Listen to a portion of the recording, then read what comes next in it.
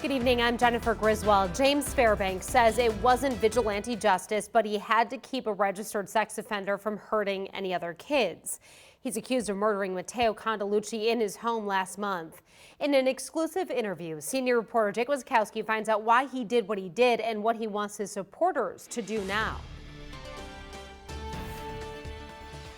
It wasn't a rash decision. It wasn't a decision to go over there and just kill somebody. In an interview from jail, 43-year-old James Fairbanks tells me what happened the day he allegedly killed twice convicted sex offender Matteo Condalucci at his home last month.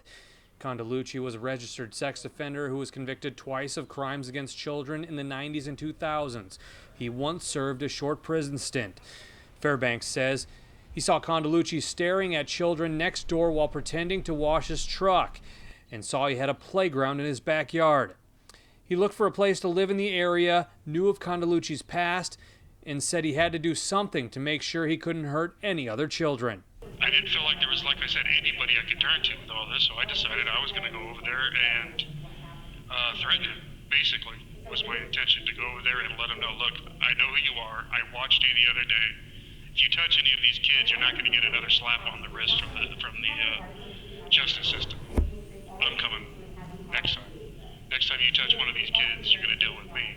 Fairbanks says when he confronted Condalucci, he showed him the gun, told him to go inside the home, and started to tell him to stop when Condalucci came at Fairbanks and he fired. He says he thought he was protecting kids from being sexually assaulted by a predator and doesn't want this to be considered vigilante justice. I mean, I get the arguments on both sides that this has to be stopped. Obviously, I get that. I also get the argument that we can't have everybody just picking up guns and going and executing sexual offenders. Fairbanks says he took it personally because he's seen the trauma abuse has on kids firsthand. He's appreciated all the letters of support, money on his books, and the free James Fairbanks Facebook page.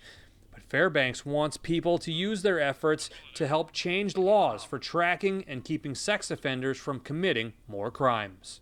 I can handle whatever I have coming my way, and if the whole point of all of this is I just get off, then I think we missed a chance to actually do something, and that's take this momentum that seems to be out there and freeing me and channeling it to the district attorney and the judges and the legislators and go, we need tougher penalties. We need to stop cutting these deals that allow men like him to molest children for decades. Fairbanks tells me that he would be willing to take a plea for the crimes he feels he's responsible for if the county attorney and state legislatures actually re-look at punishments for convicted sex offenders.